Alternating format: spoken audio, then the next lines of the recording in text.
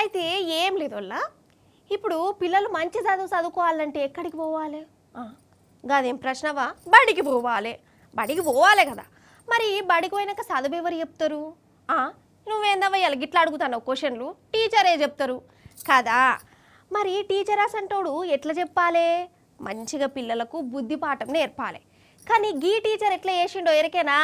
ఈ సర్కారు బడిలా ఈ టీచర్ చేసిన పనిని చూస్తే మీరే శాపాలు పెడతారు కావచ్చు. టీచర్ని చూసి గిట్లు ఉండద్దు అంటారు కావచ్చు. చూడురు మరి దబ్బున గట్లెట్లను.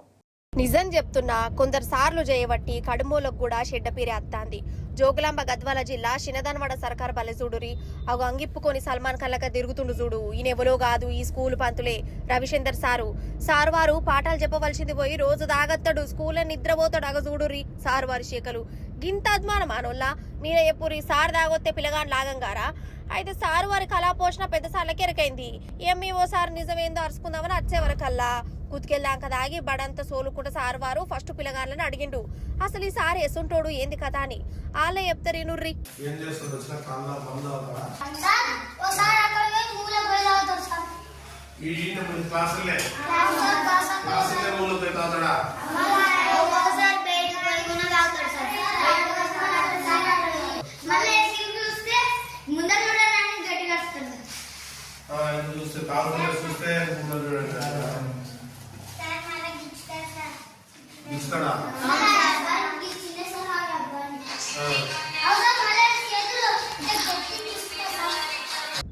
ఇన్నరా రోజు దాగచ్చి వండునట. గిదే పనికి ఇట్లా దాగి స్కూల్కి వచ్చినందుకు ఏళ్ళకేళ్ళు జీతాలు ఇస్తుందట సర్కారు.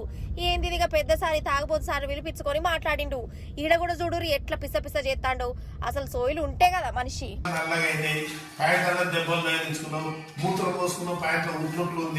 కింద అంతా బురద ఉంది ప్యాంటు. మనల్ని పిల్లలు ప్రతిదీ గమనిస్తారు సార్. మనం ఎట్లా ఉన్నామని గమనిస్తారు. అట్లా కాదు సార్, అనేది అట్లా కాదు. నేను అనేది పిల్లలు బాగున్నారనేది మన ఉద్దేశం.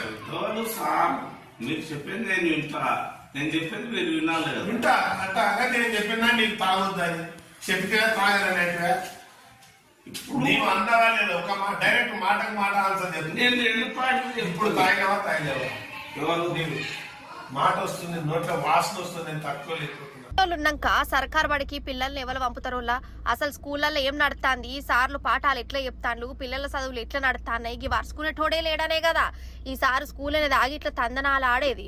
ఓ సార్లు మీకు పుణ్యం ఉంటుంది, మీకు పాఠాలు ఎప్పుడు ఇష్టం లేకుంటే సప్పు చెక్కిండ్లలో ఉండురి, అంతేగాని ఇట్లా దాగచ్చి స్కూళ్ళల్లో వండుకోకురి, పిల్లల బతుకులను రోడ్డు పాలు చేయకురి, పిల్లలు మంచిగా చదువుకోవాలి, మా రాతలు మార్చాలి అని మా అమ్మ నాయన బడికి పంపితే బడి పంతులేమో గిట్లా ఏవట్టిగా పిల్లలు కూడా నాశనంగా కథ గాని.